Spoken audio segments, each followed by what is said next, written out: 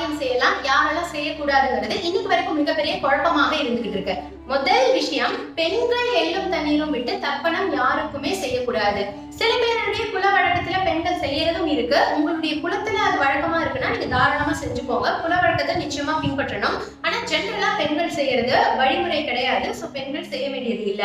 ஆண்கள் மட்டும்தான் தர்ப்பணம் செய்யணும். யார் யார் செய்யலாம் அப்படின்னா, தாய் தந்தை காலமானவர்கள் தன்னுடைய தாய் தந்தைக்கு செய்யலாம்.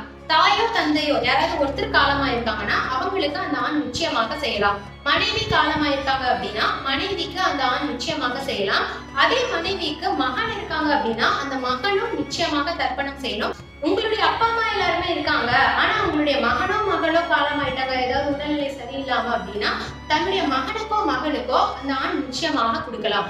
நீங்க ஒருத்தருக்கு உறவினரா இருக்கீங்க, அந்த உறவினருக்கு அப்பா அம்மாவோ தம்பி தங்கையோ யாரும் கிடையாது, அவங்களுக்கு தர்ப்பணம் செய்யவே ஆள் இல்லை அப்படின்னா அவங்களுக்கு ஒரு உறவினரா ஒரு சகோதரனா அவங்களுக்கு நீங்க தர்ப்பணம் நிச்சயமாக செய்யலாம். இல்ல உங்களுக்கு தெரிஞ்ச ஒரு நபர் இருக்காரு, அவங்களுக்கு அப்பா அம்மா இல்ல, உறவினர்கள் இல்ல, நண்பர்கள் இல்ல, யாருமே அவருக்கு இல்ல, நான் மட்டும்தான் அவருக்கு ஒரே ஒரு தெரிஞ்சவன் அப்படின்னா அப்படி இருக்கும் பட்சத்துல அவங்களுக்கு யாருமே இல்லைங்கிற பட்சத்துல நீங்க தாராளமாக அவங்களுக்கு தர்ப்பணம் செய்யலாம். ஆனா பொதுவா ஒரு ஆணுக்கு அப்பா அம்மா இருக்காங்கிறப்ப அவங்க செய்யக்கூடாது. பட் சந்தர்ப்ப சூழ்நிலைகளை தவிர்க்க முடியாத நேரங்கள்ல உங்களுடைய உறவினருக்கோ இந்த மாதிரி தெரிஞ்சவங்களுக்கோ நீங்க தர்ப்பணம் தாராளமாக செய்யலாம். இந்த மாதிரி இன்னும் நீங்க பல விஷயங்களை தெரிஞ்சுக்க மறக்காம நம்ம சேனலை சப்ஸ்கிரைப் பண்ணிக்கோங்க.